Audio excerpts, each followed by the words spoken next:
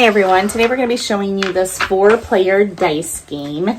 This is a really fun game. You have 4 players. You've got the colors green, red, yellow, and blue, and each player is going to have 2 die with it, and this is kind of an addition math game. So what you're going to do is you're going to roll, and I got 5. I got 3 and 2. So on my color here, I can close the 3 and the 2. I could do the 5. I could do 1 and 4. And so the point is you want to get all of your pieces closed. So obviously as you close boxes, it's going to get harder and harder, and each player is going to be able to take a turn.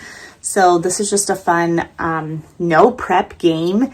And it's also going to help your kiddos with number recognition, addition, and all things like that. So this would be a great family home game or even a classroom game. I teach kindergarten, and this is going to be an excellent thing to add into my classroom to help with numbers. So thank you for watching. Bye.